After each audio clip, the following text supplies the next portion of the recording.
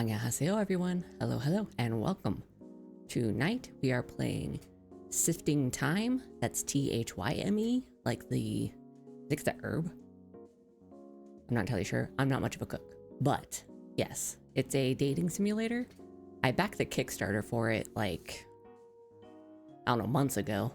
And it just came out last month, like towards the end of last month in February. So I'm excited to play that. So let's see here. We'll start off with our manhwa rec for the night, which is... Okay, hold on. I gotta remember the English title. It's very, very new.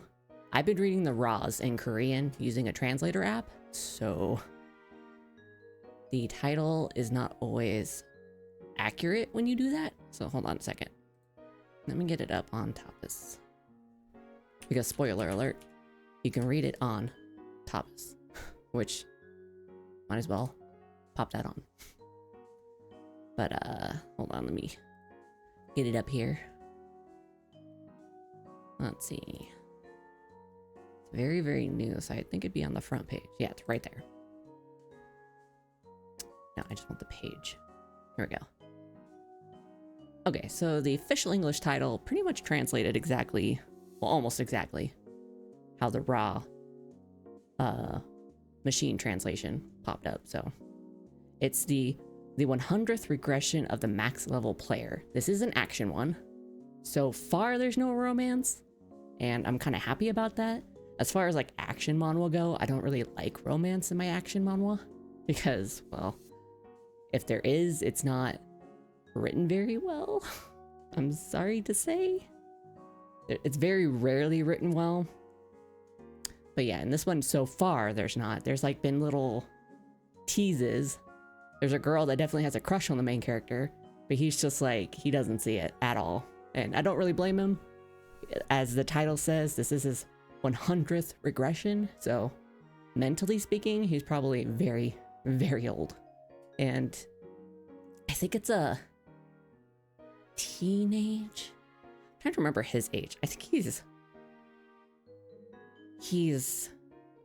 think he's like in his early 20s. Because, I mean, let me read the summary here. The world was embroiled in a death game involving individuals from ages 15 to 29. So, first sentence right there. He's somewhere between 15 and 29. I don't think he's 15, that's for damn sure. I'm pretty sure he's like early 20s, like, maybe he's late 20s. God, I don't fucking remember. Gotta reread it. Oh, the chapters came out too. Like, I saw it when it was like just popped up on Tapas for the first time. So there was only like the one, or like technically episode 1, but it's technically episode 0. Kind of like an introductory to the whole story. But yeah, but now there is 21 episodes up. So yay. I think season 2 season 2, God I wish. Season 1 ended in the Raws just recently. And that was like chapter 40 something, I think. But yeah, so the first season isn't very, very long as far as like a lot of seasons go. The action ones tend to be pretty well paced in that regard, where they kind of find their endpoints. The romance ones, they can be like, first season ends at like chapter 95. I think I just recently read one that was pretty much that case. And I was like, oh damn, we just ended the first season? We're like 95 episodes in. Jesus Christ. But yeah, this one's like 40, I'm pretty sure it's like 45 or somewhere around there in that ballpark. Okay. So the first line of the summary, we got that. So, thrown into a game devoid of empathy and compassion, Min-ryu had no choice but to fight for his survival. For the 99th time, he finally made it to the end of the game. Standing alone in front of the final boss's chamber, Min-ryu was greeted with betrayal as the system killed him for not having 4 more players with him. On his 100th and final attempt, can Min-ryu find the help he needs to end this ruthless game? So yeah, it's kind of... Well, I mean, they say it right there in the summary, but like death game. But they get like transported.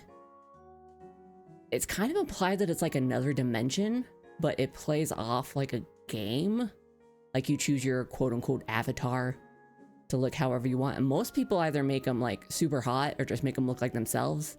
Main character, if I had to compare it to another very popular manhwa that I love, ORV, Omniscient Reader Viewpoint, they basically look like his normal self in the real world looks like Kim Dokcha, and his other dimension self in the death game looks like Jung Yuk. So it's a fun contrast.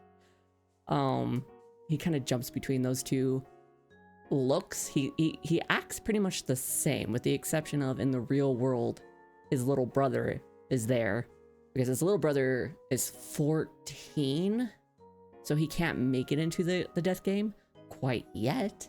I think that changes down the line. I've kind of been looking up spoilers because after reading the end of season 1 in the Raws, I was like, I need to know what happens. Is there a novel? And yeah, I'm pretty sure there is a novel. Let me just double check that I didn't just like fever dream it. 100th. Yeah, regression of max. It's a fucking long title. Level, player, novel? Novel updates tends to tell me. Yes. Okay, it wasn't a fucking dream. There is a novel, and I was reading spoilers, because, I mean, it led me to the fucking link. Yeah. Cool. I'll have to look up the novel. Maybe it's on Riddy. Oh, why not? I'm here. Let me check.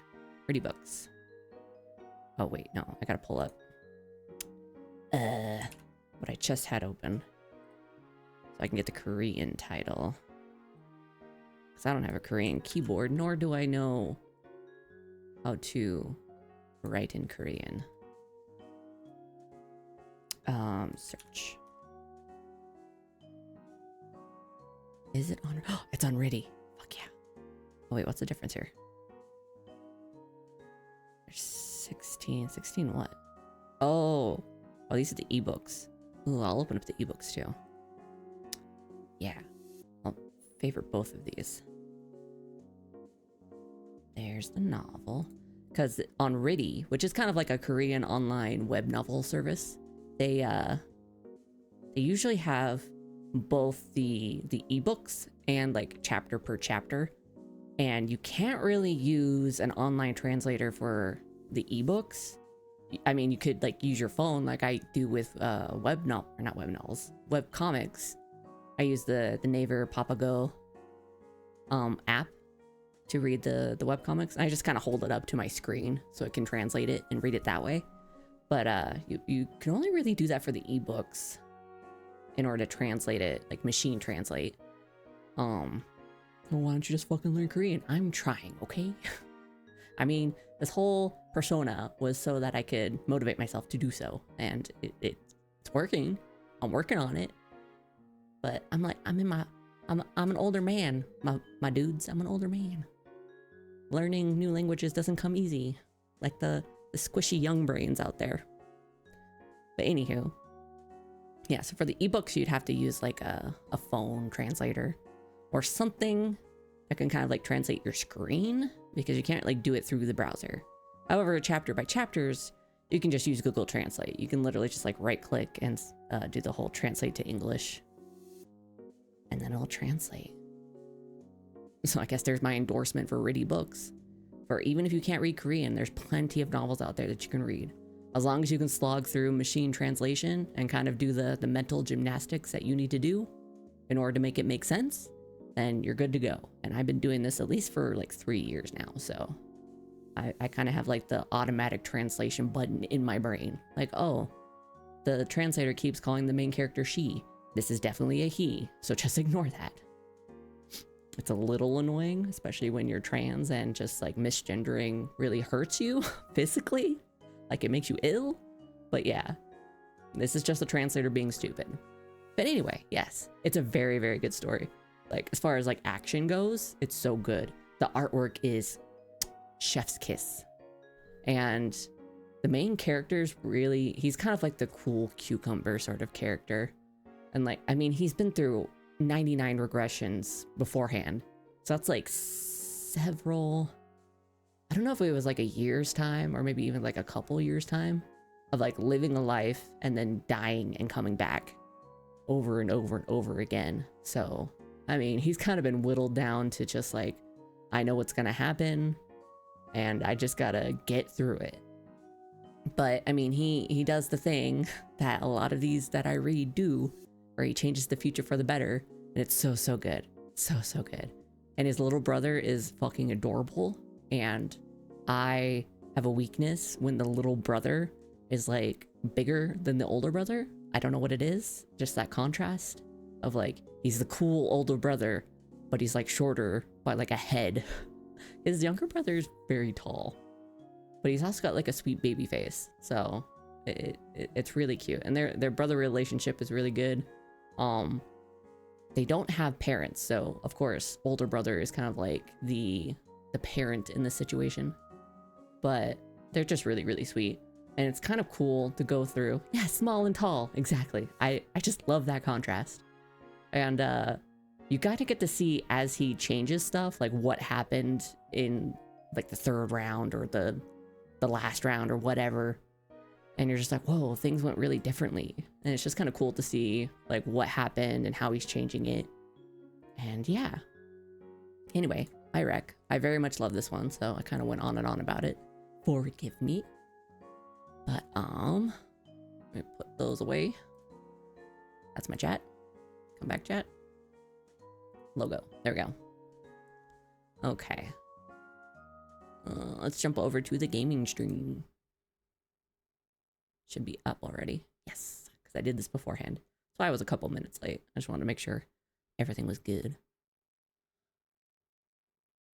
Oh, maybe put the desktop audio on. This is pretty loud, even just like down here. Even on OBS. Probably just keep it at 17. Maybe 20. Yeah, we'll do 20. Okay. All right, so sifting time. Let's get into it. Oh, hold on real quick. You're not gonna see this, but since like I said, I supported the Kickstarter for this, I did a tier where I could get a guide for like whatever character I wanted. So I just kind of picked whichever one I liked the most. Yeah. So who did I pick? I picked Jaime. I don't know which one is Jaime. Oh. I have a screen dimmer on, so it's like in photo negative on my browser. That's funny looking. Yeah. Oh, I can't turn it off. Oh well.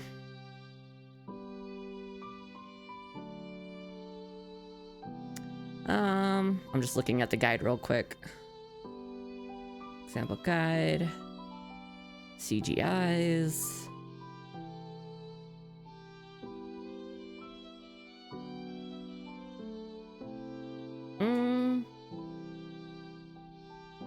Well, it looks like it's rather just a guide. Oh, no, it tells you choices. Okay. It's very, very short. Okay, I'll just keep that up. I will look at that later if I need it. If I even wind up going with the person that I chose. Okay. Also, real quick before I start, as if I can't stall enough, I did, like I said on Twitter, I did kind of redo a bot. So I'm not using Mix It Up now. I'm using Firebot because the lovely lady we raided into last night, she told me her secrets, or they told me. Actually, I think they go by she, they, so either or. I'll just play it safe though.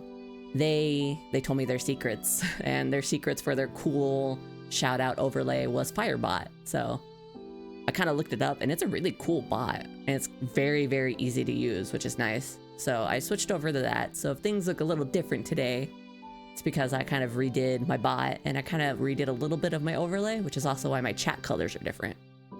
Kind of thought the darker looked better. So we'll see. Okay, let's play.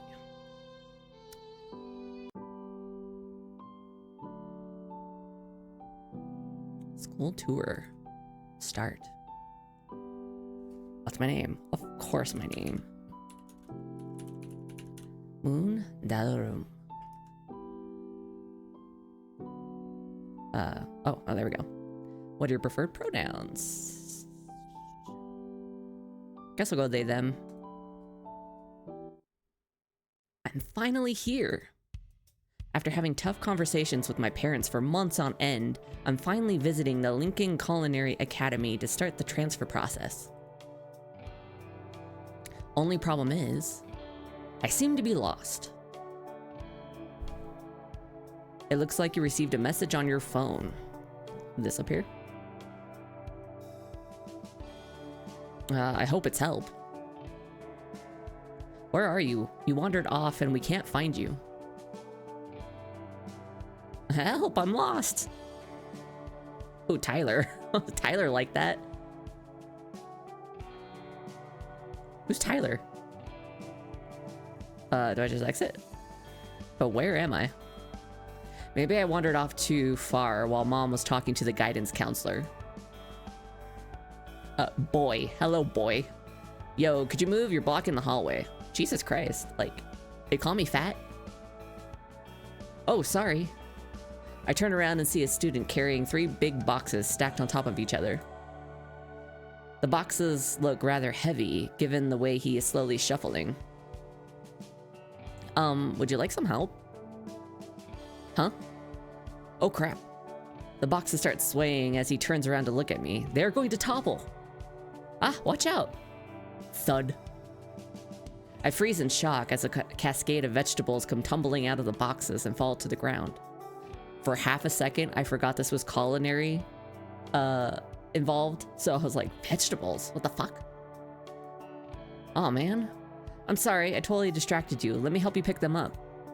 I quickly rush over and start putting all the vegetables back into the boxes. It's fine, I should have known better. Jeez, what a mess. What were you doing loafing around in the hallway anyways? I was just looking around. Looking around? How could you have the free time to be looking around right now? Shouldn't you be getting ready for the finals or something? Which program are you in? Dude, I haven't even started yet. You guys must have it easy. Oh, I'm actually not a student here. I'm just taking a tour. I'm hoping to transfer here next year. Oh, well, good luck. He's got really pretty eyes, I will say. He's got the color that I love. Yeah, thanks. There's an awkward silence between us as we finish collecting all of the runaway vegetables.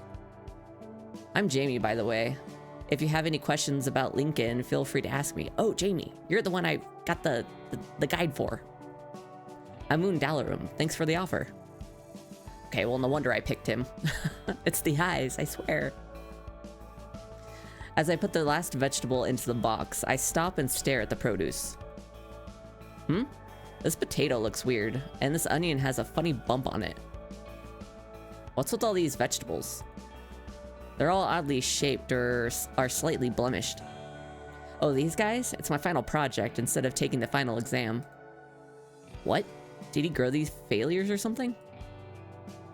I'm going to write a killer paper about how society should use these unwanted vegetables. Okay. Okay, that's cute. These rejects can make significant contributions to the US economy. After all, some Europeans are already finding useful ways to use these kind of veggies. So I'm cooking up a few ideas. Was that a pun on purpose? I was just about to ask. What? No reaction? I thought that was a pretty good joke. Get it? Cooking up a few ideas and actually cooking up some stuff? Okay. Word of advice. If you have to explain the joke, it's not funny. But you're cute, so I'll let it pass. Lame pun aside, his idea actually sounds interesting. I had never thought about the existence of unwanted vegetables. Haha, that idea sounds cool. I've never thought about what happens to misshapen vegetables. I guess they all come from the farm perfect. I guess they can't all come from the farm perfect. Do these vegetables taste okay? You totally ignored my joke. Oh, I'm sorry. I guess it was lame though, haha. But yeah, they taste perfectly good. They're just thrown out because of the lack of physical appeal. Sad, right? Vegetables have it harder than humans. Somehow I doubt that. People can stand up for themselves, but vegetables don't have a voice of their own. These poor vegetables will never get to experience the glorious lights of the supermarket shining upon them. Wow.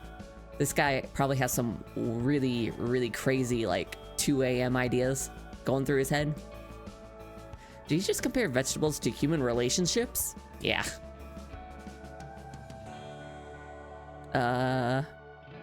Yeah. You totally get it, right? That's why I have to save these guys so that they have a chance at living a blessed, fulfilled life of a wanted vegetable instead of going straight into the dumpster. Though some of these veggies have met a tragic end already, getting all bruised and banged up from the fall. Oh, sorry about that again, but your ideas are really interesting. That's cool that you can look into it for a school credit. Heh, thanks. The school is pretty awesome. We really get the opportunity to go after our interests here. If you like what you see so far, you should totally apply. I hope your transfer is a success.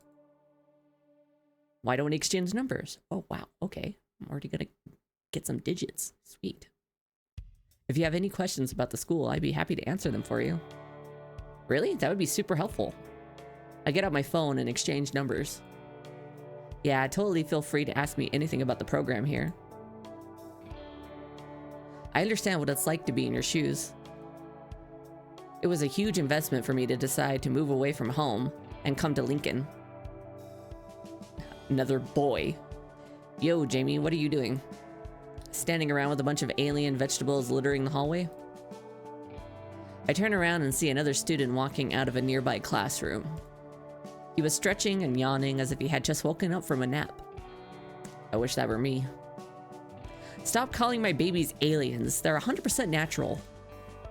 And they're just as good as any other vegetables. Yeah, it's freaky already that you refer to them as your babies. It automatically makes them aliens. It's not like you grew them yourself, so... I really don't get why you're so attached to them. Hey, just because... Anyways, I think the teacher was looking for you just now. The boy yawns again. He clearly doesn't seem to care that he just cut Jaime off. Oh crap, okay. Thanks for the heads up. See you later in class. And nice to meet you, Moon Dalarum. Jaime quickly walks away with the vegetable boxes. And the yawning boy absentmindedly watches Jaime run off. The boy turns around and looks startled at my presence. Hello? Oh, who's this? He starts studying my face. I look away awkwardly, thinking I should head off and find Mom. Hey there, what's up? I'm Geoffrey. I don't know why, I did not expect this guy to be like the flirty one. What class are you in? I've never seen you around here before. The guy suddenly has switched from half asleep mode to a smooth talker. He seems like an annoying person. Better head off and find Mom quickly. Get the fuck out of this guy's presence. I'm actually not a student here. I'm looking to transfer next year as a junior. Well, it was nice to meet you. I have to head back to the guidance office. I gotta fuck off. I turn around and start to walk away when I notice that he is right by my side, preventing my escape. Oh boy, don't block my path, yo. I don't like being blocked. I wanted to flat out ignore him and push him past him. Wow, so we could be classmates? I'm a sophomore right now. He had to be doing this on purpose, just totally ignoring my attempted escape.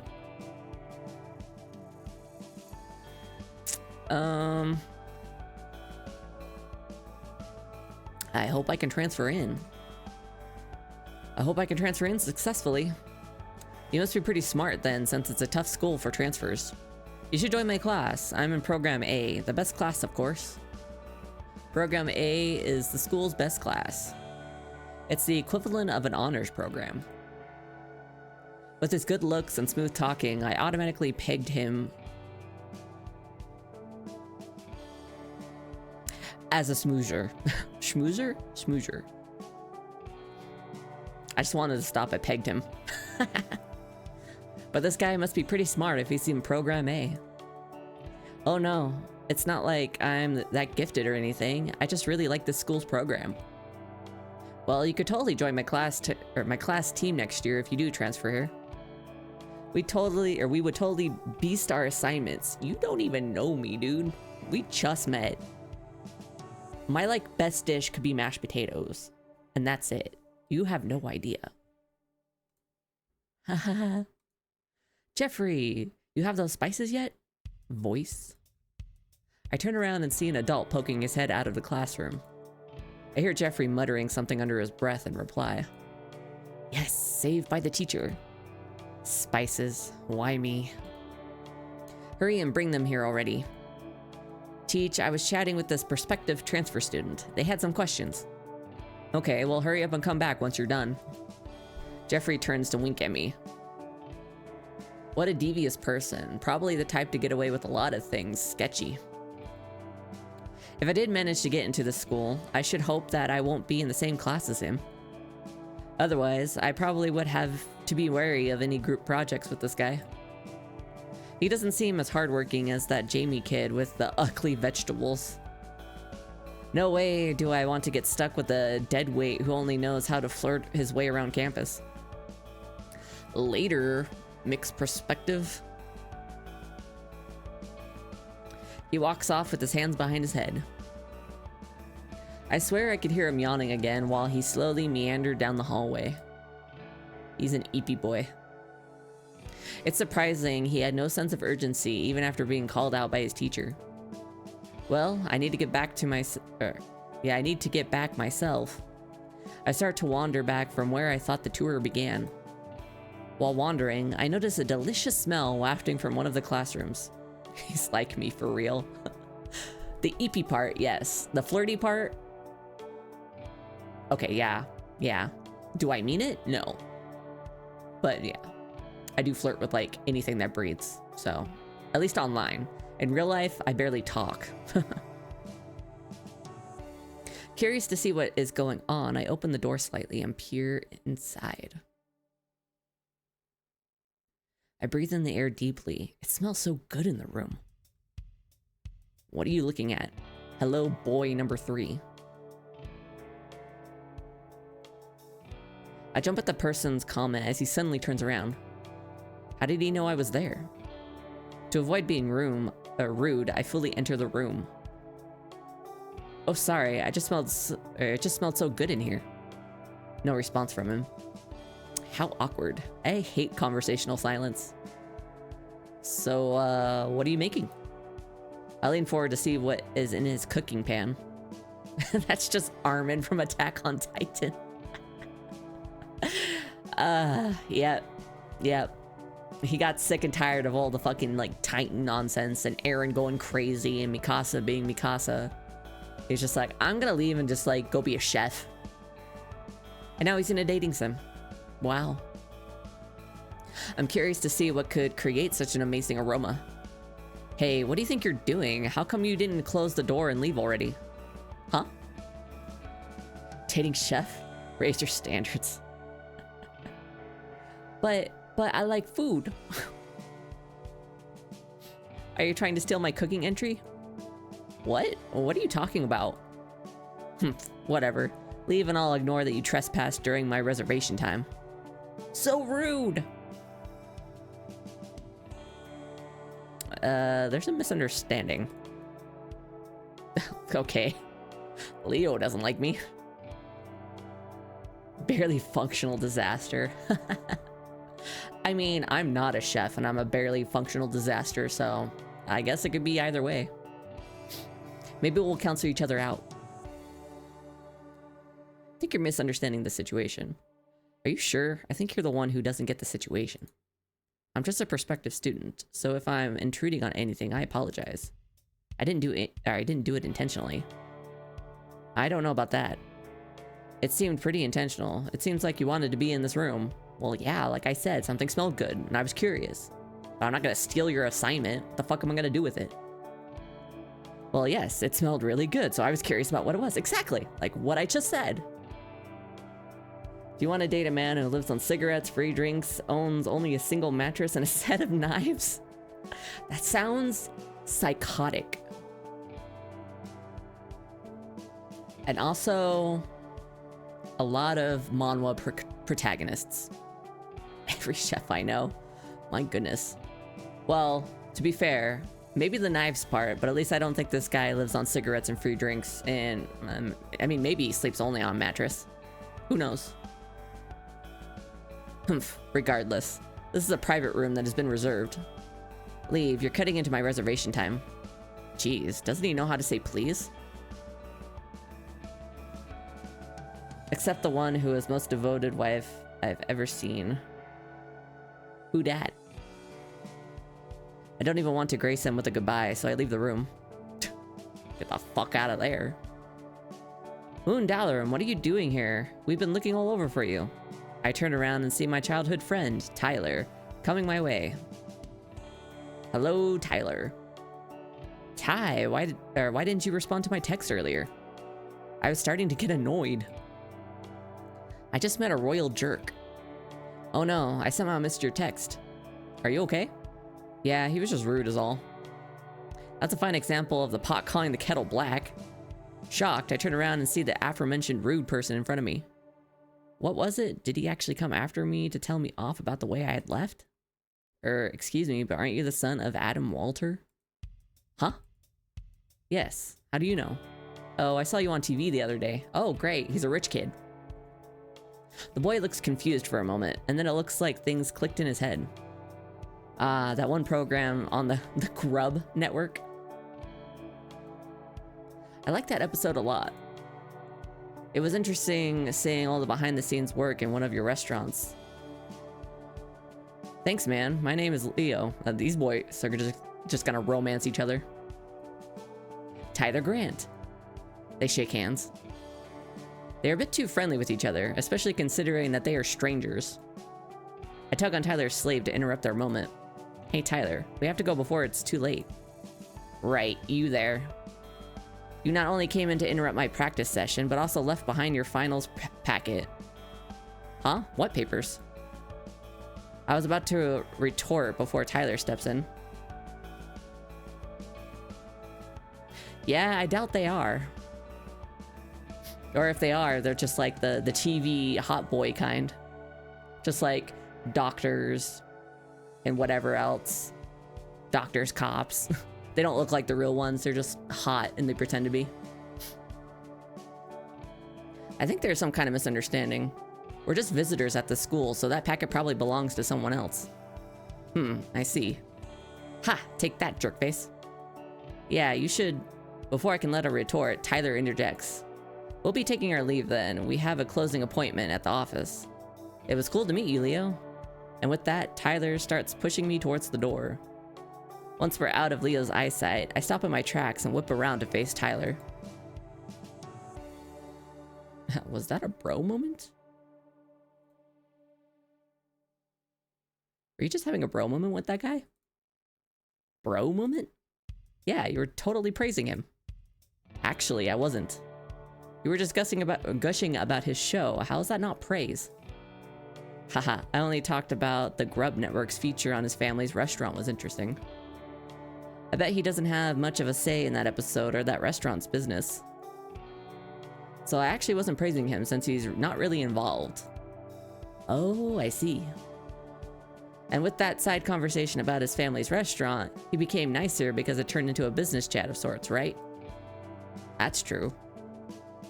Plus, this is supposed to be a fun school visit, right? We shouldn't let that person make us feel down. He starts ruffling my hair. I hate it when you do that. Your hair? Haha, sorry, I can't help it. Want me to fix it for you? I start patting my hair down. No, I just said I don't like you touching my hair. How does that translate to, please, come touch and fix my hair for me? Right, sorry, Moon Dalaran. I know I'm being bratty, but I can't help it. I was really annoyed with that jerk. And Tyler didn't let me have proper closure with this whole, we're about to leave. Or we're above that belief. We start walking back to the entrance of the school. During the comfortable silence, I think about what I want for the rest of my high school career. Hey, Ty. I know I was set on this school for a while, and there were cool things today. I like seeing their curriculum, the student employment report, and all the cool facilities. But there was also bad parts, such as idiots like that jerkface. Does that mean you're not interested anymore? You know, Moondalarum, in private academies like this, everyone is going to know each other's business, whether they like it or not. I know, everyone knows each other's business and classmates are stuck with each other 24/7. So we can all fuck. Yes, but I'm 100% not worried about that. I know you'll be okay since you know that this is what you want to do for your career. Once you decide on something, you just barrel ahead with no regard for possible roadblocks. That kind of makes me sound like an airhead. That's not what I meant for it to sound like. I know, I'm just teasing you. We walk in silence for a bit. Don't get me wrong, Ty, I still want to come here. I was just thinking about how different it'll be compared to our hometown and the public schools there. Yeah, I'm going to miss you too. But you know, this school is close to home, so you can come visit anytime. That's true, but I'll probably be busy trying to catch up since I'm transferring in. The quickest way to not ever get hired by a job as a chef is to go to culinary school. Wow, so we're all fucked. Oh well, we're only here to fuck, I guess, so I guess it doesn't really matter. It's a 3-year school system, and I missed a third of the curriculum just by transferring in as a second year. Well, I'll come visit you then. It's only like 2 hours away. I'll make no friends if you come too often. Want me out of your hair already? It's not like that. It's just that this industry is all about connections, you know? I think if I come here, I really do need to make as many friends as I can. Sounds like you clearly have a game plan. Tyler's about to reach out to me before I interrupt him quickly. No touching. I could feel that head pat coming. I guess I won't, or I guess you won't have to deal with my head pats anymore then. Yeah, good riddance. But honestly, it would be cool if I could see you whenever I'm feeling homesick. Deal. Just call me whenever you want a piece of home. And if you could bring some... Ow! Oh, Jesus. Thank you, Daddy.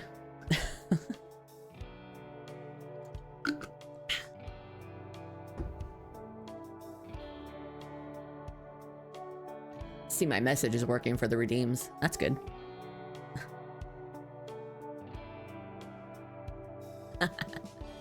Well, you punished me.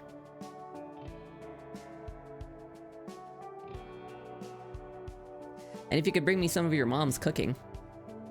Sigh. I see the real reason now. You just want food, so you're taking advantage of me. I feel so used. Come on, you're being a baby.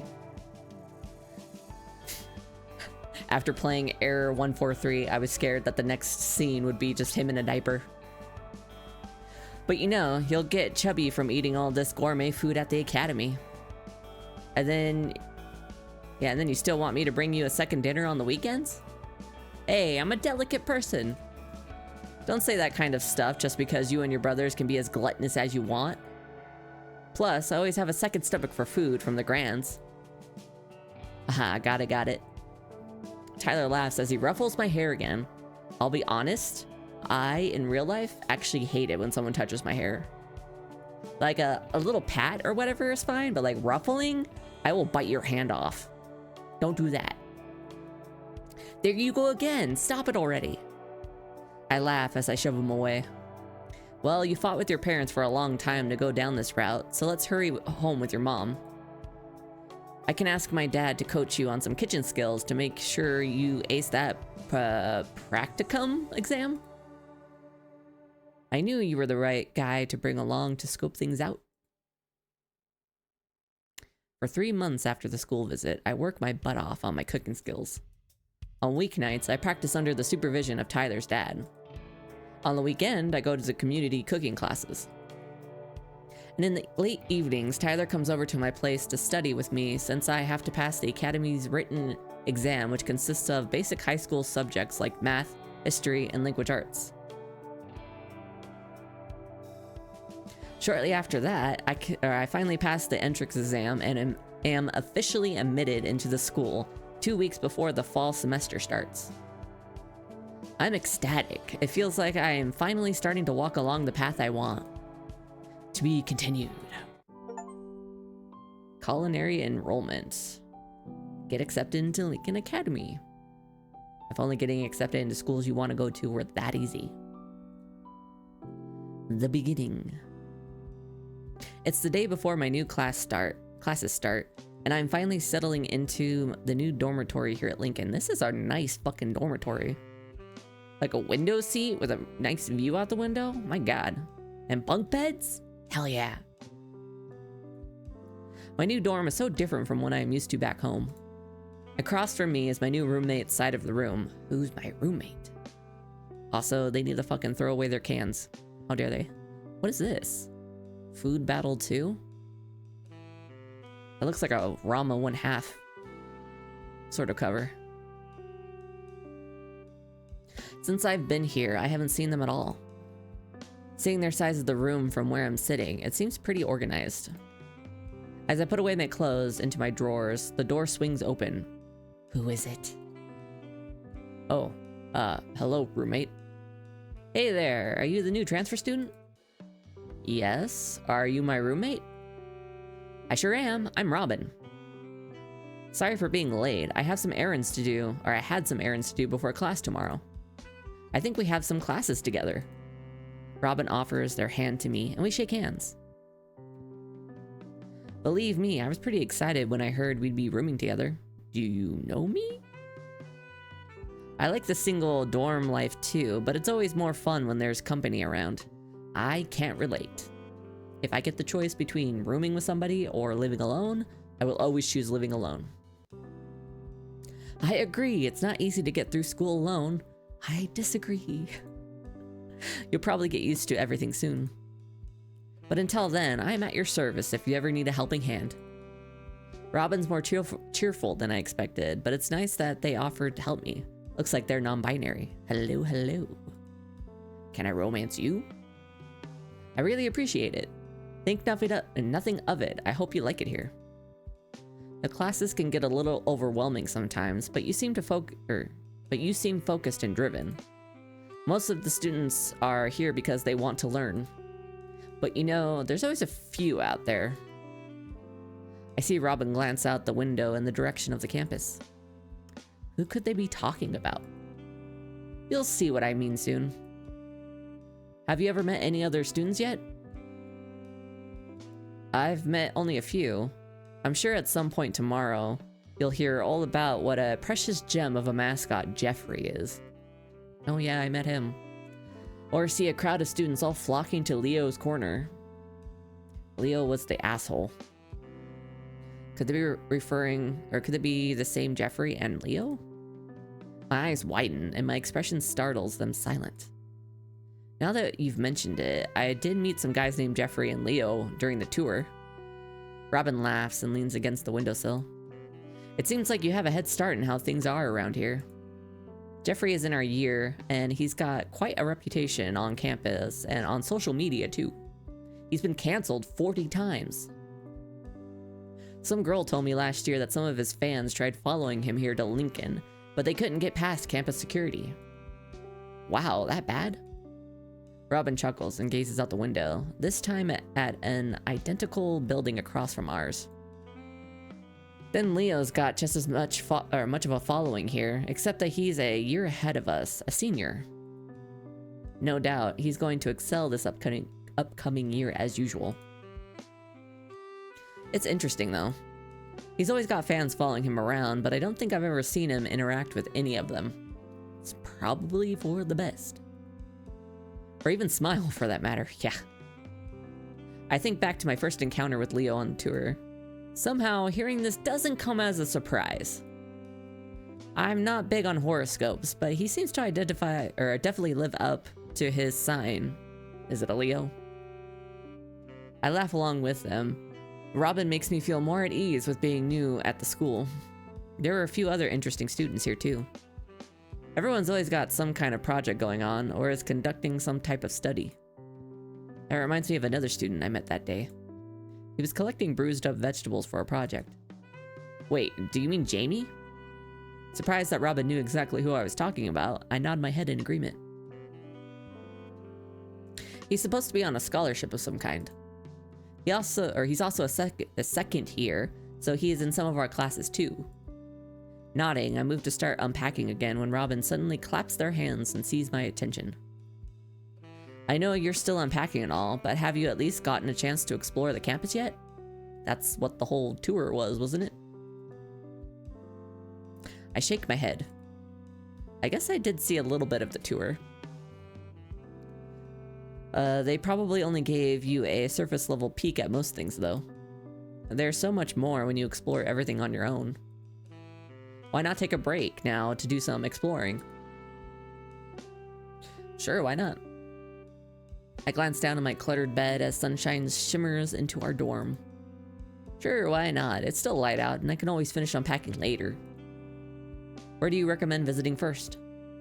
Robin takes out their phone and points to their campus map on the screen. Everything is worth visiting here. If I were you, I'd probably check out any of these three. The greenhouse, where students take care of their own plants. That's where Jaime's gonna be, I can just feel it. The common room, where everyone goes to mingle and study together. Geoffrey. Or the practice room, where there's always someone working on something delicious. That's Leo. I can just feel it in my bones. Any one of them would be worth checking out. I follow Robin's finger to each location on the map. They're all interesting places. Which place catches your attention? The greenhouse. I want to see if I'm right. I've never gone to a school with a greenhouse before, so that might be fun. Plus, if I went to a school with the greenhouse, I would want to check that shit out. That sounds amazing. It's really cool. We keep a whole variety of tasty veggies there for harvesting and research. You should head out before the sun goes down. I should go now then. Have fun exploring. Catch you later. Before I head out, I send a picture of the campus map to Tyler on SnapBuzz. SnapBuzz? Is that like Snapchat? I include the caption, doing some exploring today. Slipping my phone into my pocket, I head out the door. Ooh, music change. Following the map, I traverse the large campus. On my way, I pass by several buildings where my classes are supposed to be tomorrow. This looks more like a high-tech business office rather than like a culinary school classroom. What the fuck? I'm not used to such a large campus. I pass several students, yet I can't bring myself to say hello to them. Fair. Back home, Tyler's usually the one who breaks the ice when someone new arrives. Now it's up to me to make my own connections. Following my own advice, I put on a smile as I approach a large glass structure located across the campus. The sun gleams above it, casting a reflection which shines into my eyes. Spotting the door, I enter inside. To my surprise, I'm greeted by rows of lush greens of all kinds. Everywhere I turn, there are dozens of herbs and vegetables growing, each grouped and labeled by type. Cabbages, green peppers, some sage. I can barely keep my jaw from dropping when I hear rustling behind me. Is it Jaime? Do they keep animals in here too? Seizing up, I spin around with both fists in the air, ready to protect myself. The background really is pretty. Like legit, if there was a greenhouse in any school I ever went to, that's where I would have hung out. It's just so cool. Whoa there, it's just me. Haha, I knew it, Jaime. I find Jaime standing with his hands raised in the air. He's holding a trowel in one hand. Embarrassed, I lowered my fists. Oh no, what a way to make an impression. I'm sorry. Jaime's expression suddenly changes. Hands still in the air, he breaks into a laugh. You had me terrified for a second there, Moondalarum. Are you good at martial arts or boxing? I fucking wish. But no. I know how to like flail my hands in the air and maybe hit something with them. If I'm lucky. I guess I was going to find out for myself just now. Had you been an animal? He lowers his hands and brushes the dirt off his oversized apron. Okay, where's the apron in the art? I'm sad that there's no actual apron on this man. Now I'm curious if you are too, but no, we don't have live animals here. Damn. No, like, Pagoda cats. I want one of those. The greenhouse is strictly just for my friends, the plants. He watches as I inspect a cluster of cabbages beside us. They're the most vibrant vegetables I've ever seen.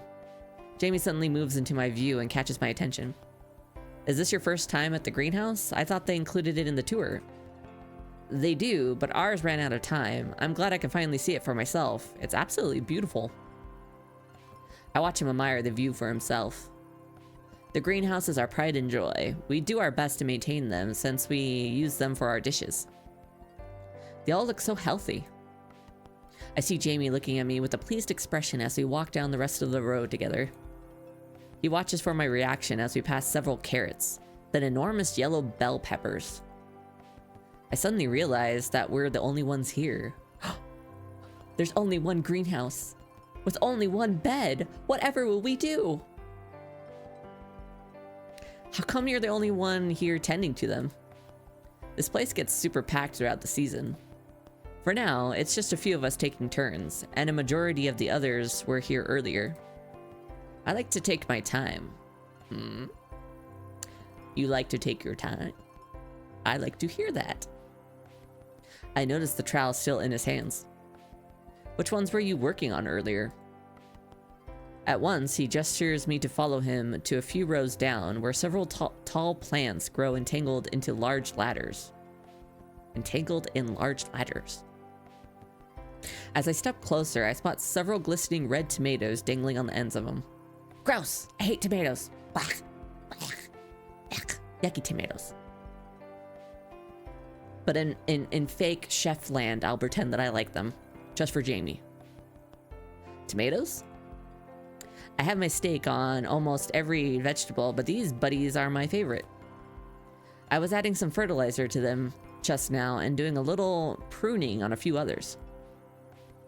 I noticed him smiling at the plants as if they were people. They've done nothing but make me proud this season. I can't hold back a chuckle. You sound like a proud parent. He blushes suddenly and avoids looking at me in the eye. He gazes back at the plants with an unmistakable twinkle.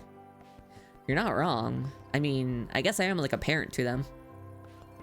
I was afraid earlier this year that the weather was going to give them some grief. But they proved me wrong, especially this one. He points to one of the taller plants wreathed against a wooden ladder. Only some tomatoes are red, while others are still bear a tinge of green. What do you do to make them look so healthy? He reaches forth and pulls one of the ripened tomatoes close to my hands. Mostly the usual. Water them, fertilize them, prune them, talk to them. Make love to them. Talk to them? He blushes again, keeping his gaze on the plants. They need friends too, just like people. I face the plant and try to imagine myself addressing them like another person. I mean, I talk to my cats all the fucking time like they're people, and although they make noises back at me, they still don't know what the fuck I'm saying to them. But we like to pretend. We like to project humanity onto things. It's a very human thing. So, I can't judge Jaime for that. I'll move the window just a little bit. There we go. Now I'm imagining Jaime doing the same. What sort of things do you talk to them about? I mean, do you give them like your social security number, your credit card number, the 3 security digits on the back? You can talk to me about those. You know, I'm a friend. Lots of things. They love hearing about how class is going, what I've had for lunch, or how much I love them. Do you like gardening? He seems so experienced. I'm slightly nervous to answer. I've only ever interacted with vegetables in the kitchen, to be honest. There's still a good place to know, or that's still a good place to get to know them. Vegetables have a knack for telling you how they'll taste best depending on how you cook them. I watch as he straightens the tomato leaves with care. It sounds like you know them from the restaurant side. Have you ever thought about planting your own garden though? He offers his trowel to me. I happen to have a small spot for 2 more seedlings. What do you say?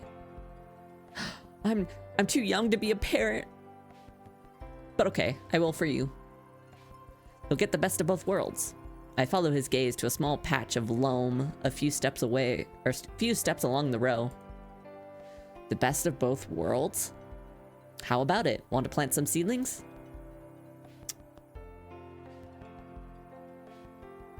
Let's try something new then. Yeah, he liked that. Let's try something new then, as long as you're willing to deal with a beginner. I've been there too. My first planting experience was a bit of a mess. He points at his muddied apron. It was 5 times worse than this mess. I was about 4 years old, but still. As he chuckles, I kneel down to inspect the loam. He kneels beside me and points to one of the blooming plants. Just imagine, in a short amount of time, your plant will be blooming as beautifully as this one. As long as you make sure to water it. Which plant do you suggest for a beginner?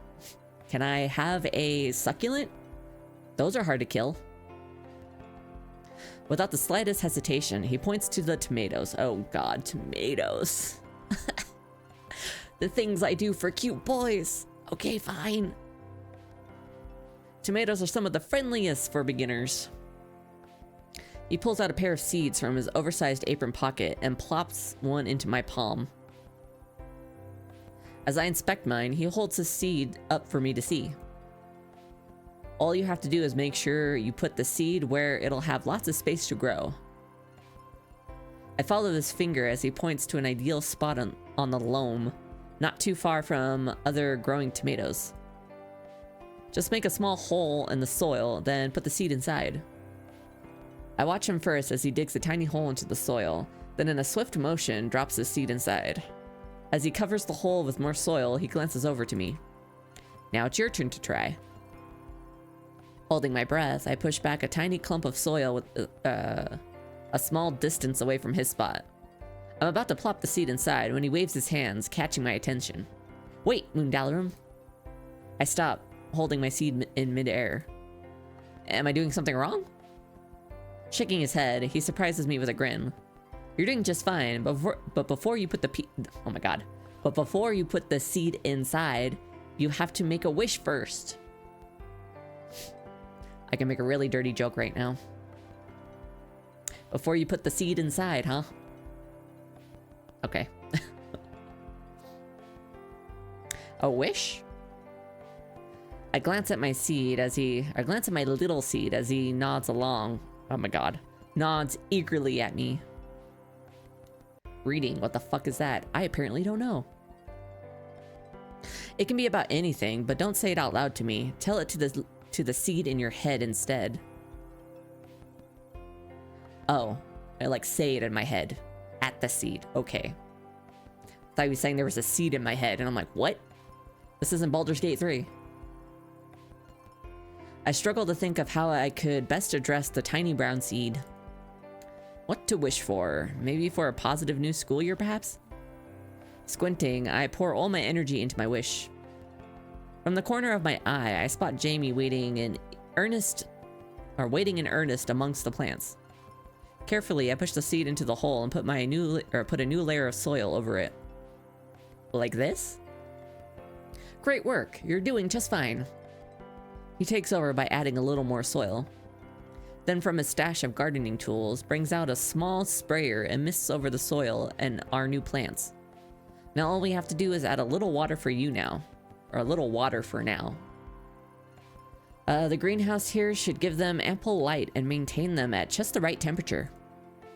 We'll have to check up on them regularly once they start growing some more. He glances fondly over at the larger plants surrounding us. We should check up on our plants together in a few days. It's a date! Sure, I'd love to see how they grow. Like our budding romance. And by then, I can show you how to prune and keep your tomato plant happy. You'll be growing all kinds of veggies before you know it. Sounds like it can be addicting. Maybe I can show you a different vegetable next time too. How about an eggplant, huh? Huh? Huh? Do you get it? Eggplant? Yeah? Okay, I'll shut up now. I'm sorry. But it's getting late now, so we should consider heading back. I hope you found your visit here worthwhile. I sure did. Thanks for helping me. Before we start cleaning up, I take a picture of our plants with my phone. Wait till I show Tyler. I offer to help carry the gardening tools back to the shed while he finishes cleaning up. He removes his gloves and apron, but as I offer to help put those away too, he holds them close to his chest. These are actually mine. I'm kind of attached to them. He blushes and avoids my gaze. Not that I'm opposed to sharing with you if you ever need them. I'd make sure to bring them back in mint condition if I did. That's why I know I can trust you. We've met 2 times, but I can trust you. By the time we're finished cleaning up, we exit the greenhouse together. Outside, the sun is almost finished setting and the campus is almost empty. No doubt everyone must be trying to get some sleep before tomorrow. Already? With the sun setting? That's too early, man. I should really go to sleep soon. Together, we head towards the dormitory buildings. As Jaime checks his phone, he almost trips as he comes to a halt. Oh no, I should probably rush back to my room. My roommate was supposed to move some of our furniture around, but he apparently hasn't done it yet. What kind of lazy roommate does he have? Betcha it's Geoffrey. Mr. I take naps all the time and don't do shit. I have to go move everything. Is it okay if I head out? Go on right ahead. I hope you and your roommate will be fine. He always does this, so I should be used to it by now, but oh well. Have a good night. I watch as Jaime sprints away, barely avoiding bumping into another pair of students while hurrying. Once he's out of sight, I head back to my own room before it gets too late. Tonal shift. I return to my room with enough time to finish unpacking for the night. Refreshed from my adventure, I keep a good pace as I organize the last of my books. At this rate, I might actually get some real sleep. Can't relate. My phone goes off just as I set the last book on the row. Tyler's calling. Tyler is sitting at his desk in his room and he waves at me. I caught you just in time. Did you have fun exploring? I visited the greenhouse actually. Let me show you something. I sent Tyler a text attaching a photo of the loamy patch. He receives the photo and I watch as his eyes widen. You discovered soil? Smartass? Not that, but yes, I planted my first tomato plant today. That's impressive, Moondalarum. Now you'll be able to harvest all the tomatoes that your heart desires. Think of all the amazing ketchup that you can make with it. That'd be the only thing I'd make with it, because, yeah, not a fan of tomatoes. I'm hoping that eventually I can make something with them once the plant grows. I'm sure you will, and I can at least rest now knowing that you had a good time exploring. I hope tomorrow brings just as much excitement for you. This man is in love with me. Dear God. Thanks, Tyler. I'll let you get some sleep now, too. And you should sleep, too. Have a good first day of class tomorrow, Moondalarum. After the call, I finished unpacking. It's becoming real now. Tomorrow, I'll start class. I arrived to my homeroom class bright and early. I don't know how I did it, but I managed to actually get some sleep before my first day of classes. Well, today is a decent start so far. Compared to the times that Tyler had to deal with me floating around school like a zombie last year. Keeping a low profile, I take a seat by the window overlooking the campus. The sun shines on my desk as I pull out my notebook. Already there are students mingling by their desks. I browse around on my phone to distract myself. I look over the pictures I took of the school. Maybe I should send one to Tyler.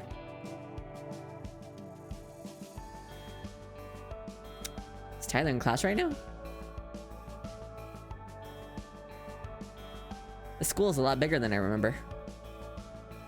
Lots more to explore then. Good luck on your first day. Suddenly, I hear a thump on the desk beside mine. Hey, Moondalarum, you're an early bird, aren't you? Hey, Robin. My roommate greets me with a wave. You left in such a rush this morning. I thought we were going to head to class together. I'm sorry, I didn't mean to run off. I wasn't sure how crowded the campus would be in the morning. Robin's expression softens, looking at me. Relax, you're going to be fine. Besides, the teachers give us, oh my god, the teachers give us extra time to find our classes on the first day. That was never true in any school I went to. I wish it was true. My high school in California, when I lived there, it was very much not like that. And it was big and all outdoors. So finding your classroom was a challenge. I remember the first day one time, I had to like run halfway across the school because I was on the wrong side. It was not fun. And just remember, you can come to me if you need anything. I really appreciate your help, Robin. Robin smiles, then sits further back into their seat and relaxes their phone. And silences their phone before putting the teacher, oh my god, before their teacher enters. I should turn off the volume on my phone too. Imagine the trouble I'll be in if it goes off in class. As I turn the volume down, Robin nudges at my shoulder to look up. Remember what I told you yesterday? I see Jaime and Geoffrey enter the classroom together, and several students turn to the door with excitement. Jaime greets everyone with a smile as he makes his way to a seat close to the front of the class. Geoffrey gestures to Jaime to set his backpack on the desk beside his, before frolicking to the center of students converging by the back of the room. At once, they welcome him into their herd. Herd, huh? Weird, this classroom seems more crowded now. Are those the boys you met before? Yes, they are. I'm not sure why I'm surprised by how popular they are. Before Robin can respond, the homeroom teacher walks through the door, carrying a briefcase. He settles at the podium in front of the class, just as the bell rings. On cue, the students rush to their seats. Geoffrey is the last of the circle to head back. Passing my desk, he recognizes me and flashes a smile. Welcome to your first day back, everyone. It's going to be a busy day, so it's best we get started.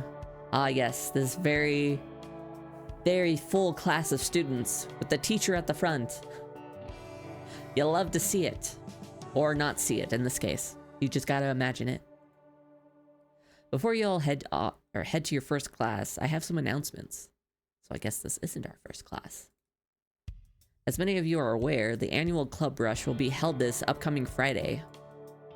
If you are a club officer, your teachers will allow you some additional time to prepare your booths. A club rush? I look over to Robin, who instantly recognizes my confusion. Robin leans close to my desk, careful not to rouse the teacher's attention. Every year, all the clubs get their own booth to bring in new members and showcase their group projects. Nodding, I divert my gaze back to the teacher.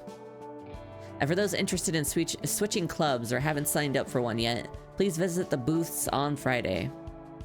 I wonder if Jaime or Geoffrey are part of a club. They both seem to be on friendly terms with everyone. Maybe the group Geoffrey was with earlier were his club mates? I turn to Robin again. Do you think I should go to the club rush on Friday? You really should go. There's tons of clubs here, and it's a great way to make friends. Worst case scenario, you just go to enjoy the free snacks. Okay, this person gets it. Free snacks. Duly noted. Now on to the next announcement.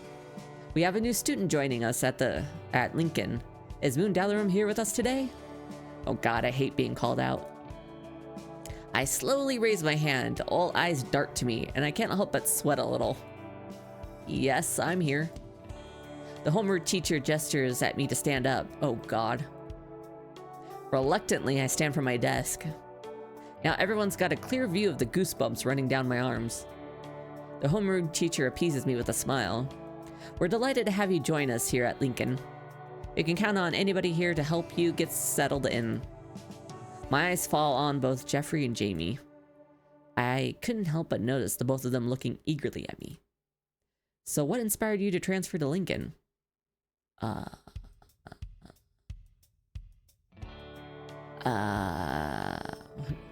on. Hold on.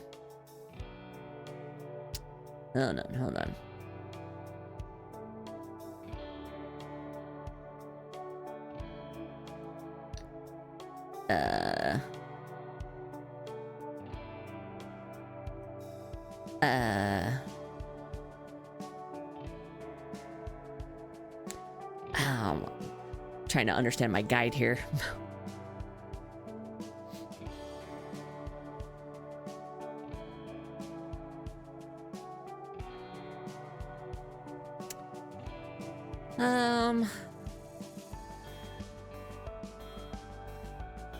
Okay, okay. I found it. I'd like to run my own restaurant someday. Wait, Geoffrey. Reveal thy secrets. Oh, God. Wait. This guide's a little strange. It just says 1, 2, and 3. Okay, I picked 3. Oh, I think that was the only plus I could get in that option. Wait, hold on. Yeah, okay. I think. Okay, then who's 1? If Geoffrey is number 3...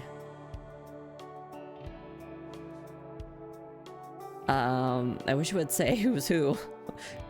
Who's which? Which one's which?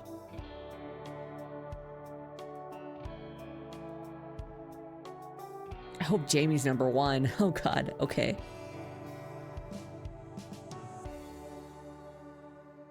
I suppose this doesn't really make it a guide just for Jaime then. Interesting. It says Jaime's walkthrough.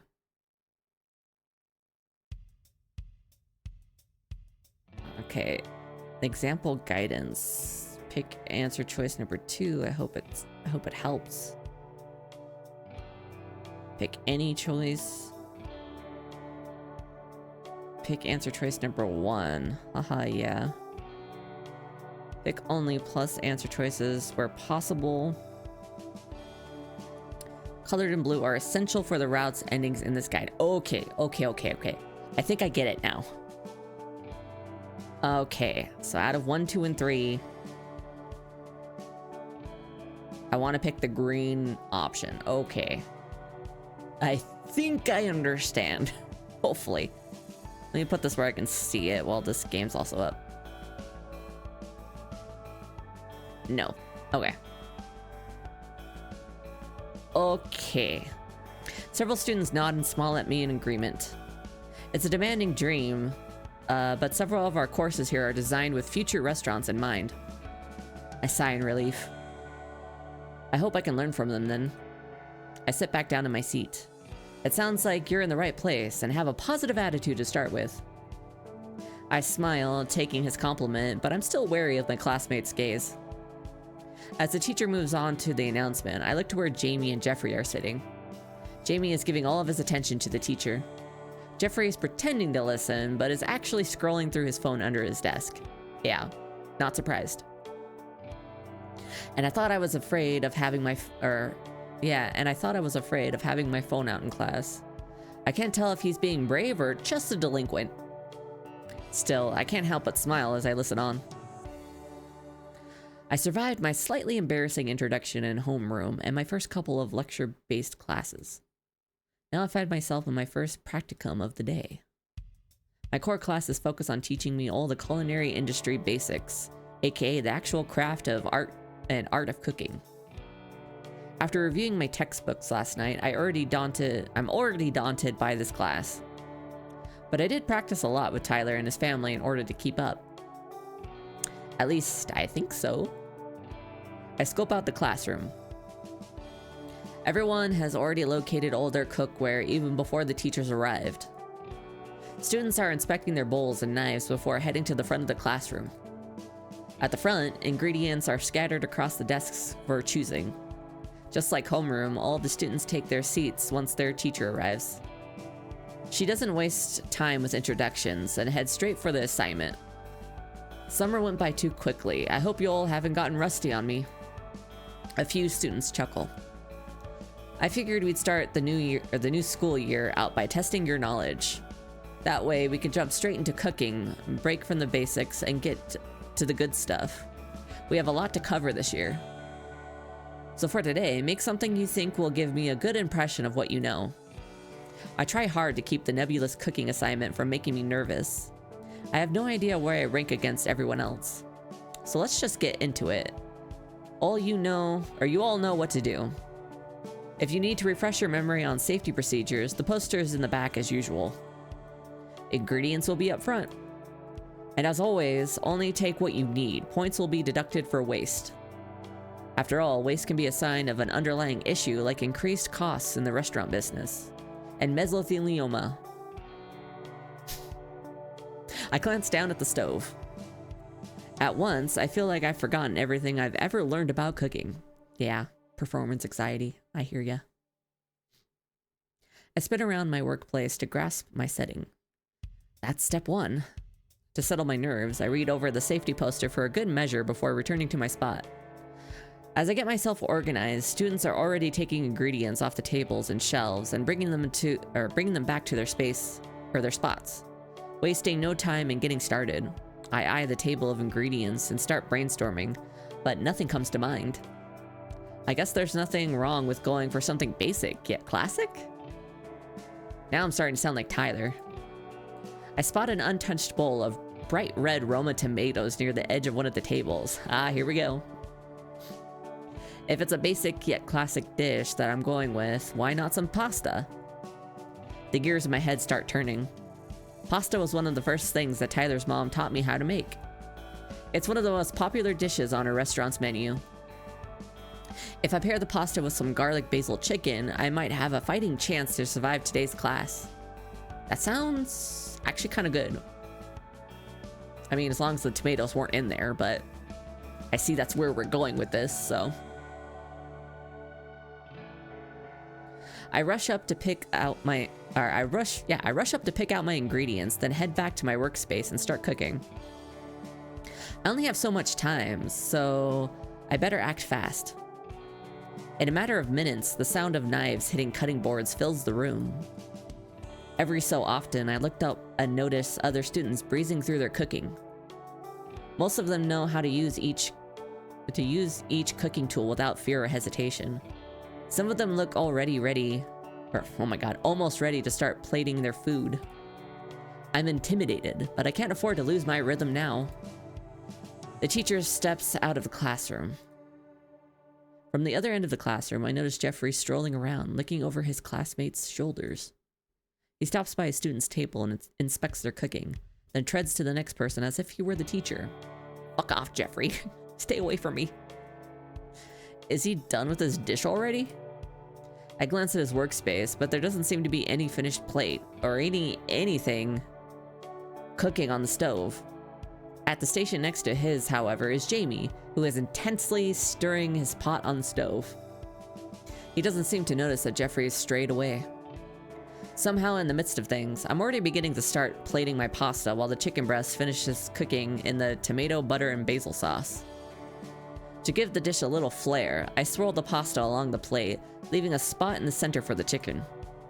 I start to dice some more tomatoes when a shadow looms over me. I look up to find Geoffrey glancing down at my plate of pasta in awe. You're making spaghetti? Does this fucking look like spaghetti? I set my knife down, unsure of what to say. He leans closer into the plate. Is that all you know how to make? I can make some other things. I can't think of anything off the top of my head right now, not when he's staring so intently at me. To be honest, that swirl makes it kind of cute. It looks like it tastes good too. What? He moves next to me and nudges at my shoulder. Can I have a taste? Can I be graded on it first? Ya horn dog, get away.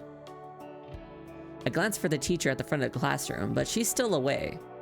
I'm not sure if I want him to taste it just yet. I want full presentation points, and a missing bite will not help. Exactly. I don't know if I should. I wait for Geoffrey to change his mind, but he doesn't move. Then could I just try some of the pasta then? Just a nibble? Like, I think giving him one pasta noodle will be okay. He keeps staring at the pasta with a glint in his eyes. Does he really want to try it that badly? I guess I can rearrange the pasta. Sure, careful, it's hot.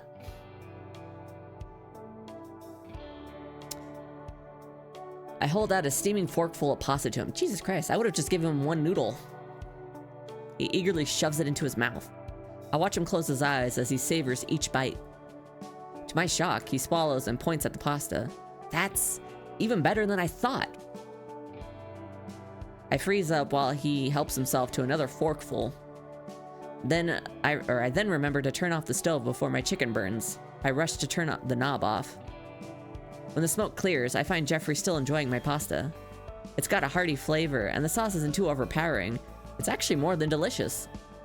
This is unexpected. Do you really think so? That's probably some of the best pasta I've ever tasted. And believe me, I've had some pretty tasty ones. I begin to thank him when he takes another bite. Yo, dude, I only said one! He gushes beside me, this time rousing the other students' attention.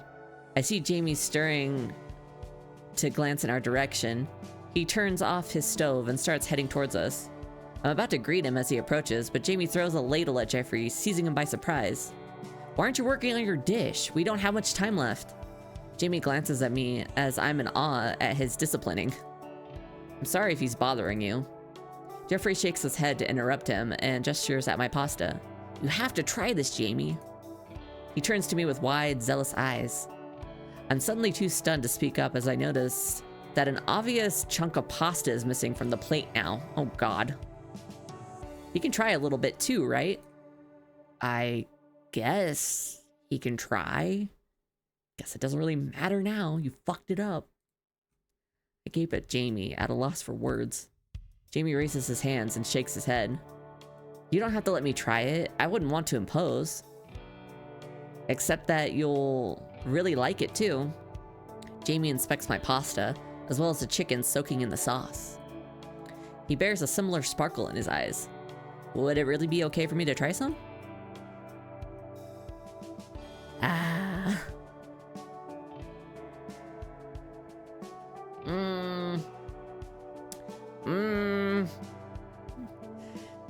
The guide is saying this one.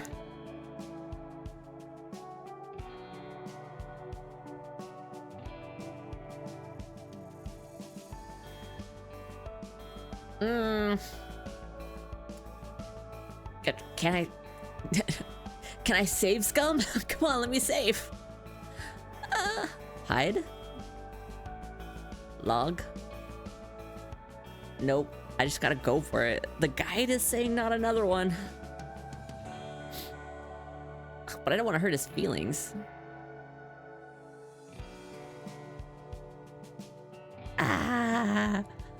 Do I trust the guide? So far going with the guide has only got me like up twice with Geoffrey. Let me look at this thing again. Colored and blue are essential for the routes and endings.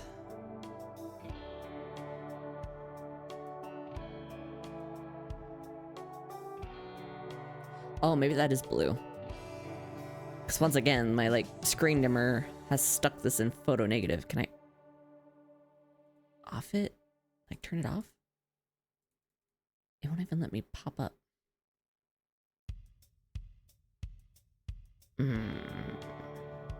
Open reading mode? What's that?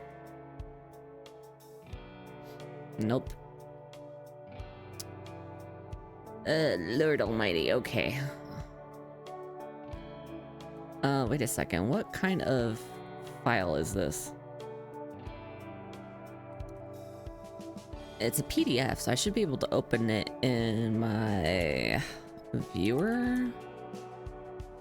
My doc viewer, yeah. Open documents. You and you. Yeah, there we go. Proper colors. Okay. Let me close this.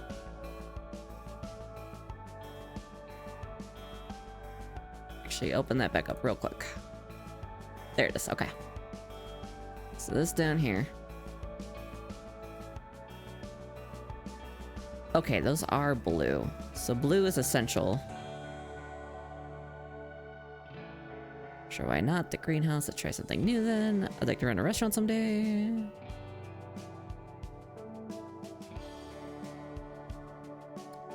Okay, not another one.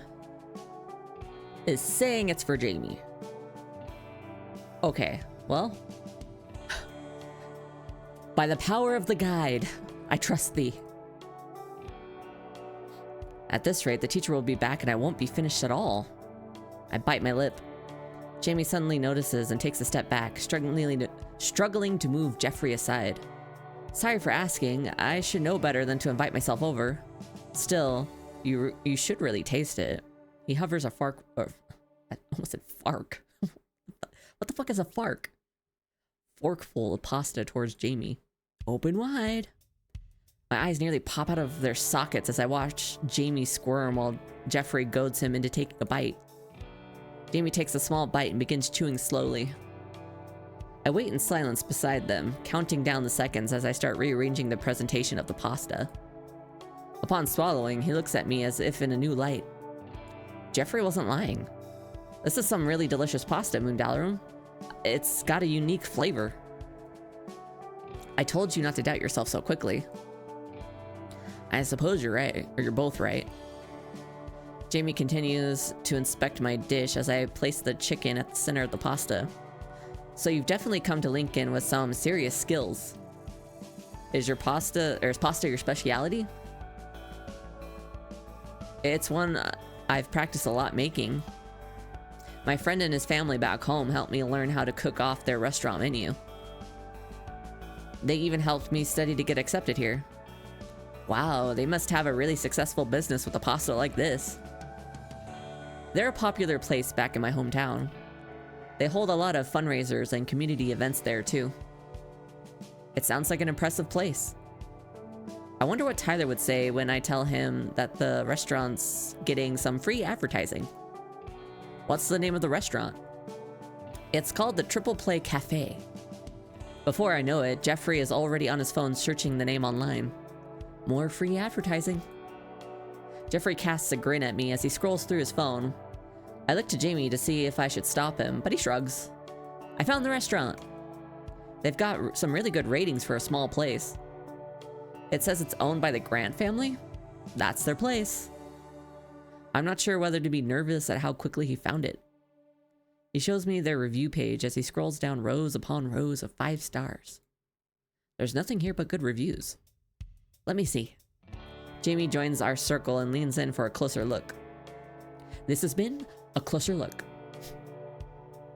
Just from the pictures, everything looks really good.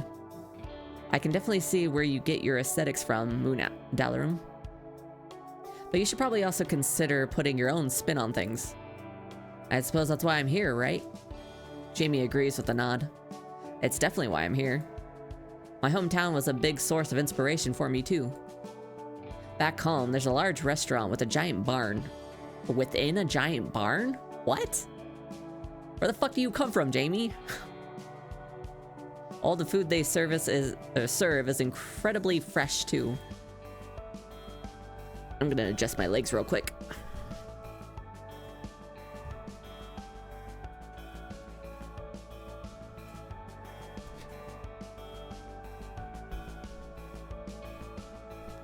Oh, okay.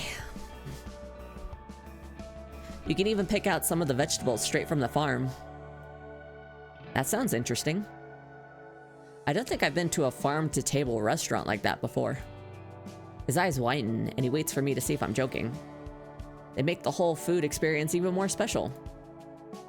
There's got to be similar places nearby Lincoln that might be worth trying. Geoffrey perks up from his phone. Do I sense a future food adventure? Only if Moondalarum would like to try a new restaurant sometime. Yo, double date? And by double date, I mean like me dating 2 boys? Bring it on. It might be fun for us to visit sometime, especially if you're into cooking with lots of vegetables. I can't help but nod. That does sound like fun. Maybe you'll find some new inspirations for the next cooking assignment. He's got another good point there. I can't keep making pasta every week. I find Geoffrey still looming over my pasta, admiring my final plating. So what else did you learn from your friend's family? They taught me a lot of the basics, but do you have some tips for me then? How about actually doing your work? There's a tip. As I open my mouth, he takes me by the hand and leads me across the room to his workspace. Why don't you show me? Why don't you do it for me? Fuck off. Jaime scuttles behind, trying to keep me from running into anything on the way. Geoffrey, you know better than to do that when the stoves are on. He struggles to get Geoffrey to finally let go of my hand, which he does begrudgingly. Rubbing my wrists, I stare down at his untouched workspace. There's only a small bowl of assorted vegetables and some small cups of herbs. What are you looking to make? I don't think you have much time to do anything complicated. I guess I don't, but I like the challenge. I was just wondering what ideas you might have too. I glanced between each of them, then at the collection of ingredients across the table. I'm not too sure, but those herbs might be good to add onto some kind of meat or a salad. His gaze lights up as if a light bulb has gone off in his head. I was thinking that too. Maybe I can make some kind of dry rub. My friend's mother taught me how to make a spicy dry rub using paprika and cayenne pepper. That sounds good. That sounds really good. I point to the two smaller bowls of spices. I wait for him to do something with them, yet he continues to stare at me. Could you show me? Again, could you do my work for me? Okay, guide, what are you saying? What should I do?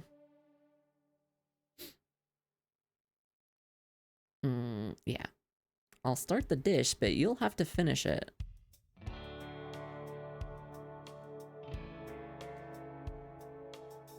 I should really get back to my own dish after all.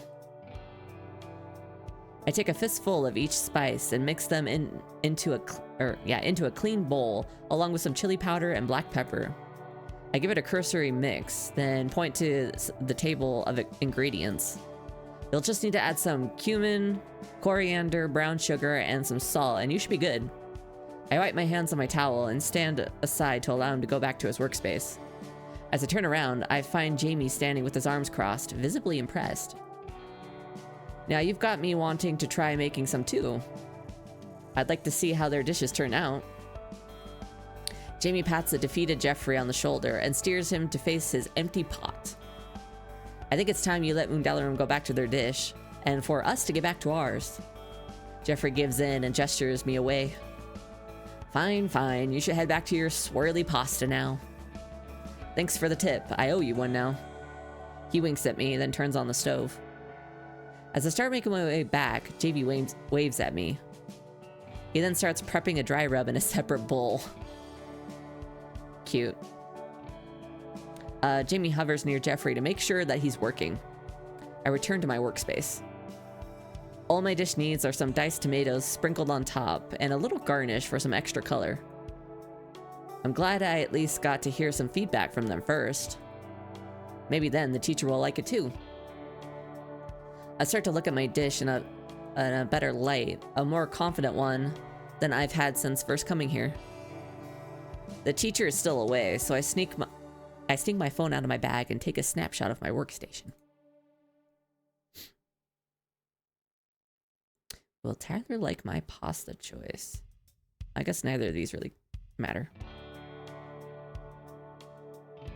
I hope Tyler likes the free cafe promo. Starting off my first class by making a classic favorite, pasta. Where's the pasta? Also, how did you know I was going to have some for lunch today? I'm psychic.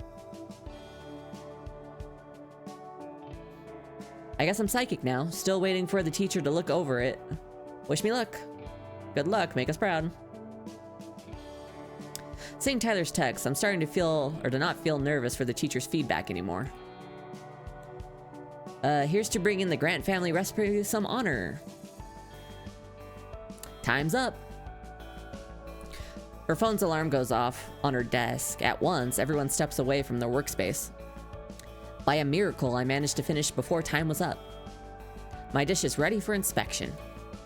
The teacher starts making her rounds down the first row of students. Among the first ones is Jaime, who has set a dish of scrumptious-looking sliders with fresh mushrooms and secret sauce. I'm sure it tastes just as amazing as it looks. I'm not a fan of mushrooms either. Blech. I see her approach his table and cut a sliver off one of the sliders, then dips it in the accompanying sauce. She takes a curt bite. Jaime shuffles beside her, hands fumbling around. She then surprises him with a smile. This is excellent, Jaime. The caramelized onions are a great addition, and the mushroom adds flavor and texture. Ugh. Ugh. Onions and mushrooms? Ugh. Ugh. She takes a second bite, this time to simply enjoy it. It seems like you have a solid foundation to build off from going forward with this class. I'm happy for him. He did work hard on this dish. The teacher moves on to Geoffrey's table next. To my surprise, there's actually a dish on the table. On the plate, there's a single cube of seasoned meat topped with some colorful garnish. Even Jaime looks on, surprised. Geoffrey casually stands beside his dish and doesn't flinch as the teacher inspects it. The plating is gorgeous, but I was hoping to see more of a variety of skills. Geoffrey nods, yet his expression doesn't change. How can he be so calm? The teacher takes a bite. It's good, but you might want to consider adding a little more substance to the dish. I expect more from you, Geoffrey. I know you can get even more creative with this. Geoffrey studies his dish, but merely offers another nod. Jaime looks more terrified than him. As the teacher moves on to the next student, Jaime nudges Geoffrey. Breaking his trance, Geoffrey glances at him, then at me. Before I can read his expression, he rests against the table and looks away. I wonder if he really does care about what the teacher says. Suddenly, I'm beginning to become nervous of the public critiquing. To my horror, the teacher approaches my table 2 students later. My heart begins to pound as I present my dish to her. The teacher picks up the dish and squints at it, and then at me. You're the new transfer student, right? I nervously nod at her. Behind her, I notice Jaime tries to encourage me with a thumbs up. The teacher's expression softens as she sets the dish down to admire it. It's beautifully plated, so let's see how it tastes, shall we? She takes a bite, then time goes by slowly as she chews and as I wait for her expression. My hope begins to fade as the teacher swallows and her expression hardens. I see the potential, but there's something missing about it. Not a raving review, but that doesn't seem too bad. The teacher examines my dish with a fork. I can tell that you understand the basics, but the chicken is a little dry. Your balance of flavors could use some work, and your techniques currently lack finesse. This could be a passable dish for the everyday person, but I'd like to see more from you. What do you think makes this dish unique? Definitely not the critique I was expecting. My face grows hot. I can't even bring myself to search for Jaime and Geoffrey. So much for thinking I was going to survive here. But it makes sense, I guess. I'm still a year behind the rest of them. The teacher notices my silence. Don't get me wrong. I don't think that it's a bad dish at all, but I think you should consider pushing yourself more. It's too safe right now. You need to experiment with ingredients some more and refine your technique. I somehow muster a nod. How are you feeling about all this?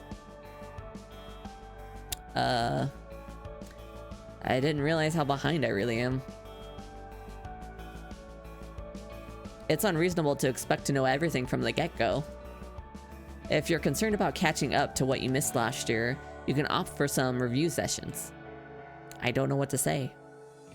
I just want the teacher to move on so the attention on me will go away.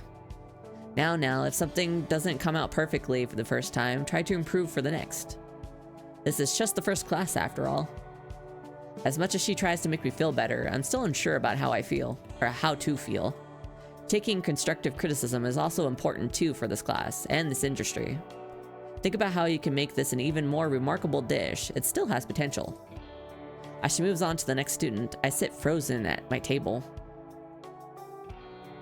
I look down at my dish, but I'm no longer as thrilled as I was for it earlier. Jaime shuffles towards me with Geoffrey in tow. Don't beat yourself up so much about it, Moondalarum. Both of us still think that your pasta is really good. Like she said, it's got a lot of potential. I wouldn't pay so much attention to her. Sometimes she can be so picky. I totally ordered this off the menu if I went to your friend's restaurant. Maybe that might be her issue with it. What do you mean, Jaime? This is your friend's family dish. It's good and all, but it won't really be yours until you make it your own style. Maybe he is right about that. This is Tyler's family dish, not mine. I guess you're right, but I didn't really expect that she'd say something like that about their family recipe. Geoffrey shrugs at me. I wouldn't read too much into it. It's still a good dish. We're probably going to have to make dozens of things this year anyway. Don't get stuck on just this one. Or like I said, just think about how you can make it your own. I appreciate their words, but I still feel down. That's fair. As I start cleaning up my workspace, the bell rings. Before returning to a spot, Jaime gestures at me. Would you like to have lunch with us? We thought it'd be fun if we held you a welcome lunch in the homeroom. Lunch with everyone after what just happened? A welcome lunch? Jaime nods, searching for my smile. We thought of a welcome lunch since, you know, we can properly introduce you to everyone in class. I really want to say yes, but I can't help but think about what just happened in class. Gee, okay. Okay. Sure, criticism sucks, especially when you were, like, feeling kind of hyped up about the thing you made. But also, like, nobody in class was, like, booing you or anything. And the teacher was actually pretty kind about it, all things considered. So it's like, yeah, you got, like, criticized a bit, you got critiqued, but it wasn't that bad. So, like, chill out, you're fine. Not everyone in class is gonna, like, hate you for that. Even Geoffrey got criticism. I mean, come on. No doubt someone's going to mention my pathetic attempt at a dish. We got terrible self-esteem. I don't know if it's such a good idea. Why do you think that? I struggle to think of an excuse, but everything's so foggy in my mind. You all shouldn't have to for my sake. I'm sure they all want to catch up with each other instead. We were all planning to have lunch together anyway, so it's not a problem. Could you give me a minute to think about it then? Sure, you can meet us back at homeroom if you'd still like to join us. Thanks, Jaime. I wait until everyone steps out of the classroom before I head outside. Ooh, this is a nice area. Fuck. I wish my, like, lunch area looked this nice. Fucking comfy chairs. We had, like, metal benches outside where we got attacked by bugs every day. These people got, like, indoors, a giant-ass TV over here in the corner. Fluffy chairs. Ugh. Rich kids. Most of the students are scurrying about the campus, heading to this student center. I take a seat on an empty chair to catch my breath. Clutching my chest, I pull out my phone and look through it. Did I get a text? Good luck, make us proud, let me know how it goes, you got this. My stomach tightens and I dial for Tyler's phone number. Unexpectedly, he answers the call as a video chat. Is this his school? No, this is like a restaurant. Is this the family restaurant? The screen is dark, but I hear movement and scurrying. The screen then comes into focus. I recognize that familiar cafe in the background. Why aren't you at school, Tyler? He finally shifts onto the screen with a merry wave. I decided to go off campus for lunch. It was a stampede at school. I can't believe I missed that familiar stampede. Tyler used to have to play Vanguard so we could nab a decent lunch table. So how did class go? Did you make the teacher's jaw drop? Me looking at the guide whenever a choice pops up. Yeah. I've got a lot to improve on. I still have a lot of things I need to improve on. Tyler tilts his head, bewildered. What happened in class? She didn't really like it. She said it was a good start, but she thinks I need to improve on a lot of things. Maybe that's a good thing, though. Why do you think so? Isn't that the point of being at Lincoln rather than just attending any old high school? Of course you're not going to be perfect from the start, but that's why you're learning now. Yeah, for real. That's also what Jaime said. Don't feel so bad for needing to improve. You knew this off the bat. Plus, everyone has to start from somewhere. Now you can start figuring a plan on how to move forward. That's true, Tyler. Just remember, you worked harder than anyone I know to do this crazy Lincoln experience. You've got to keep channeling that energy even when it gets tough. I need to start reminding myself of that more from now on. Especially if you want to be like a professional chef. You're gonna get critiqued no matter what. You can't please everybody. So you gotta... Your skin has to get harder than this. It's okay to have a rocky start, Moondalarum. Just find your rhythm and keep on going. You know you have the potential to do this. I let out a huge breath. Thanks, Tyler. Sometimes I just need to regain my focus. We all need that sometimes. You know I do too. That's also why having friends around helps. Which reminds me, how's it been mingling with everybody? Now that you mention it, it was a little embarrassing earlier, but everyone's been nice. My homeroom class offered to host a welcome lunch, but I wasn't sure if it was a good idea after what happened. You worried about what they think of you? I reluctantly nod. I'm sure most of them must respect you for being able to join them a year in. I hope so. Did you make any new friends today then?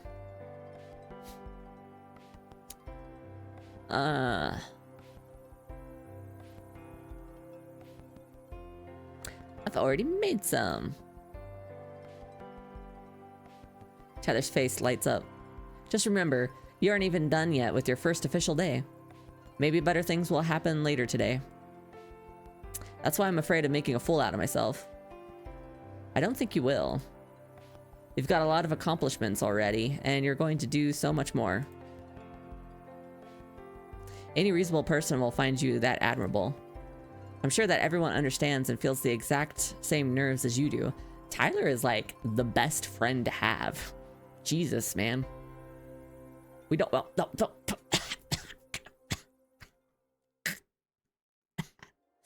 Drown me and my rabbits.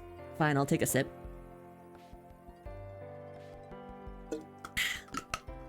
There you go. I have hydrated, thank you. Okay. True, even Geoffrey reacted weird back there. Hence why it might be better for you all to stick together.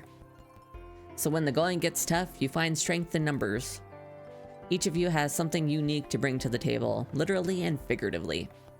Dude, Tyler for president, my guy. Tyler for president. He doesn't resist chuckling at his own joke. I suddenly think back to how disappointed Jaime looked when I declined on the welcome lunch. That's all you've ever said since you've made this your dream.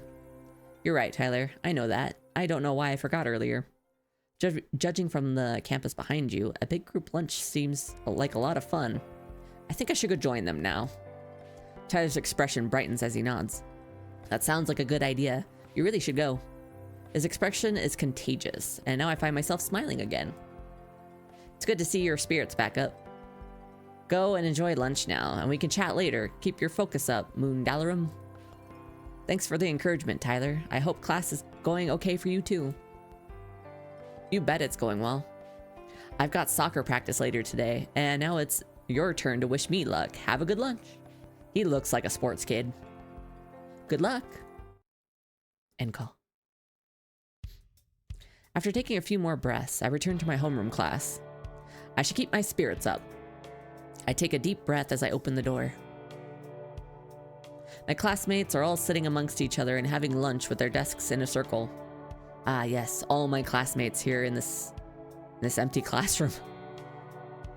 One student spots me, then the rest of them rush to greet me. Jaime manages to squeeze past the crowd and guides me towards an empty seat. Another student sets down a slice of pizza before me. Dude, going to a culinary school, lunch must be amazing. Fucking just pizza? I'm so glad you came after all. Thanks for the invite. Geoffrey takes the other seat beside me with an undeterred focus, even as the student's voice start to rise. Everyone's been talking about your pasta. I've been spreading the word. My face hardens in horror. I was hoping people would forget about my pasta and think about other important things. Thanks a lot, Geoffrey. Now people will remember my pasta. That's exactly what I wanted. Oh God. Geoffrey looks between me and Jaime, puzzled. They know that I'm not lying when I say it was really good. I think back to Tyler's advice and begin to relax. I suppose that the teacher has her reasons. And even if she does, everyone here can relate to your situation. You should have seen all of us last year. She was appalled by the way I scrambled eggs. He still does it weird.